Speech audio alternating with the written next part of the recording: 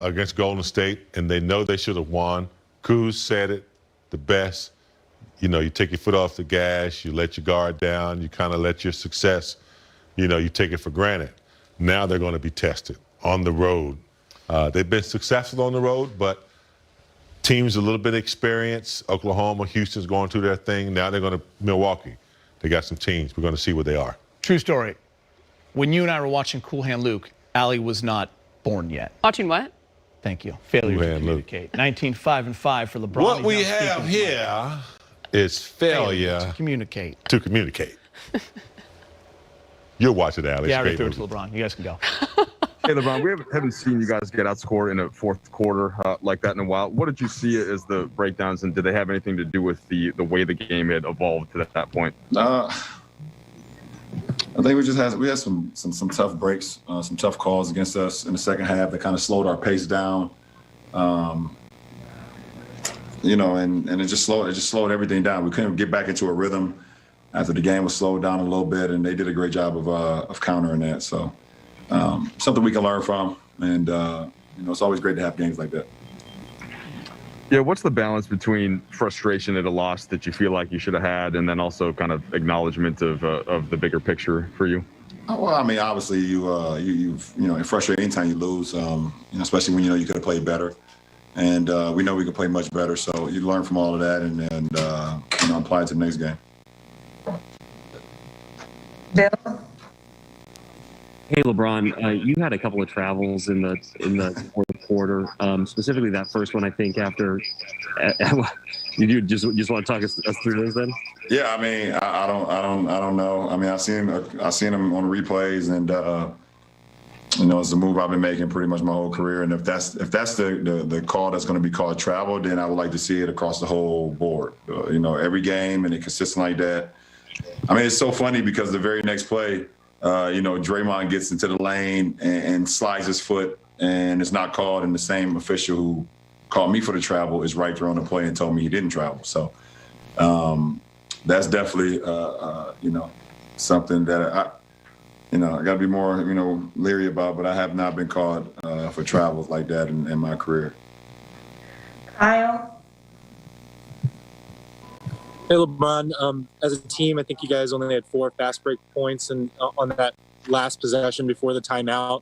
It looked like you might have a transition opportunity. Do you guys feel like you were attacked enough in transition on offense tonight?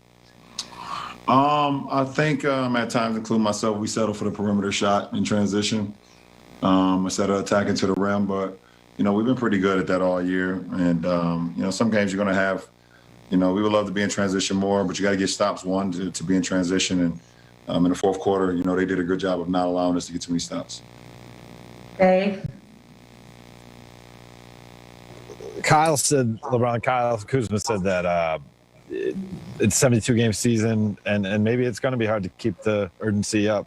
Is there some human nature complacency going on here that could have been part of the recipe tonight? No. Dan? LeBron, you guys probably won't play very many games this season where you and AD combined to score, I think, 36 points or something like that offensively. Why was it so disjointed, do you think, for the two of you guys offensively tonight?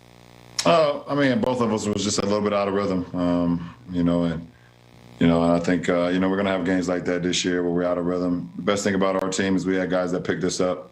Dennis was great. Trez, again, coming off the bench was great. Kuz, got hot for us a little bit in that third, made some shots for us. So, in times where we both are just a little bit out of rhythm, we have the ability to have our teammates that picked us up and still give us a chance to win, which we had tonight.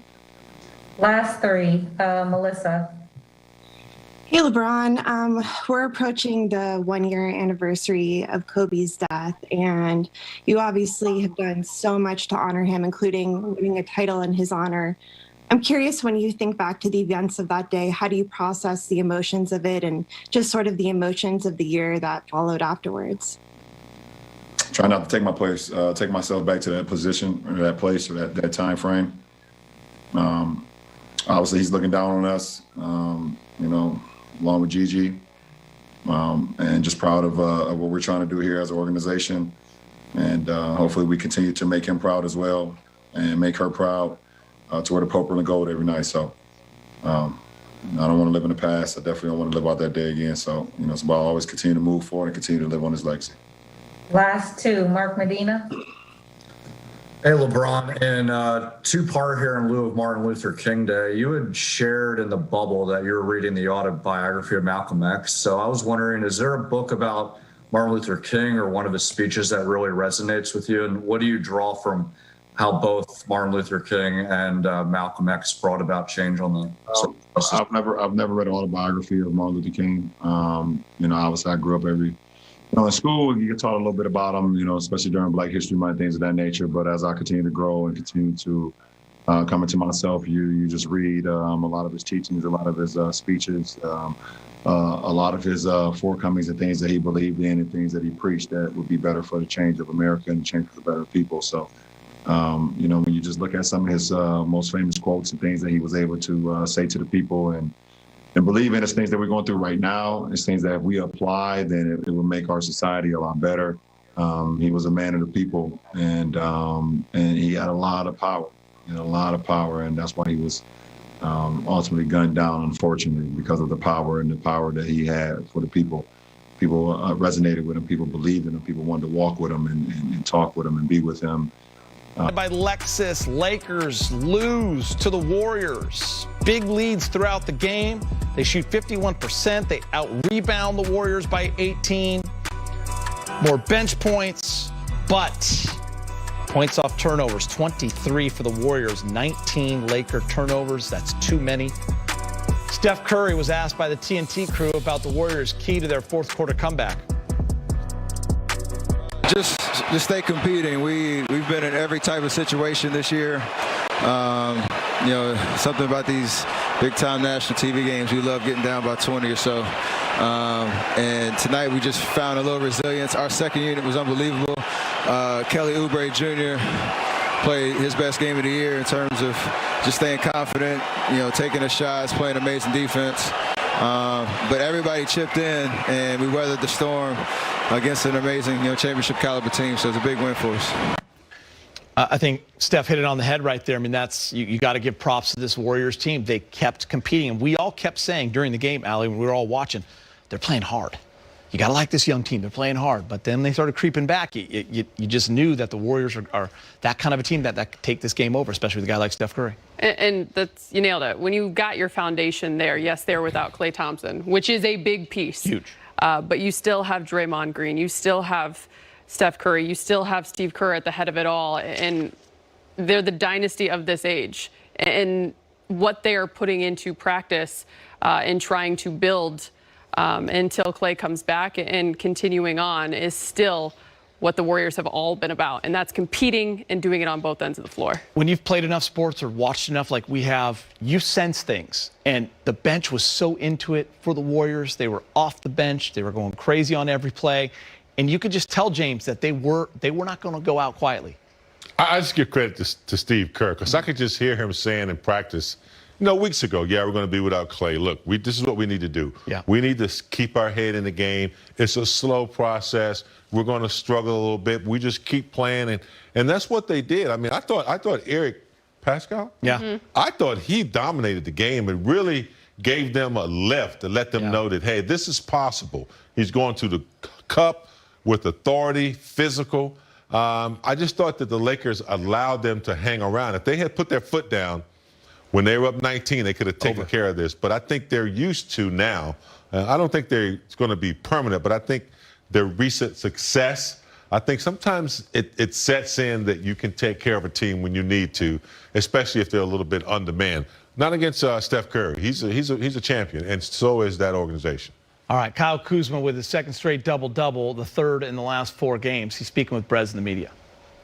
Hey, Kyle. You guys were up 17 early in that third quarter. What are some of the reasons that you saw for you guys losing the game tonight? Sense of urgency. I think that's the biggest thing that really happened from a team perspective. Anytime having a lead going up 17, 20, you kind of always, I wouldn't say always, but there's there's an area where you can, take your foot off the gas, and that's kind of what we did, and stop scoring and stop defending per section, and they got back in the game. Yeah, you mentioned the defense. You guys came in as the top-rated defense in the entire league, but tonight, especially in that second half, you gave up, I believe it was 67 points, and guys like Eric Paschal kind of kept getting it through the defense and scoring on layups. Did you kind of see the same thing too? Yeah, I don't want to, downgrade someone like him because he's a good player in this league, a young player, but they just had a lot of different opportunities to score. We just put our foot off the gas, missing rotations, allowing people to get behind the defense and score, like you kind of just did. And, Steph hit a couple of shots. Oubre had a few layups. It happens. It's a long season. It's kind of hard to keep that sense of urgency of the team for 72 games, and we just let one slip. So. And Kyle, last one from me. You guys have been really shooting well from three-point range. Didn't happen tonight for you guys. Was that kind of a talk in the locker room? Offense kind of fell apart, and the defense as well, as you've mentioned. No, nobody's never really worried, honestly. I don't want to downplay losses, but everybody has the same spirit they've had all year. Does suck to lose, but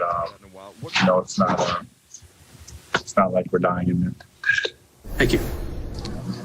Next up, it's a 7-game road trip for the Lake Show, starting with the Bucks on Thursday. Then on Saturday, they play the Bulls. And then LeBron returns to Cleveland to take on the Cavs on the 25th, the fourth game of the road trip. City of Brotherly Love, Philadelphia, then Detroit. The final 2 games are not on that schedule. It is Boston and Atlanta. So a lot of tough games. 7 games in 12 days, James. So the Lakers will get tested, and you hate to leave and go out on that road trip with a bad taste in your mouth like tonight. You remember the movie Cool Hand Luke, right? Mm-hmm. Got to get your mind right. Got to get your mind right before you go out on this road trip, because they dropped the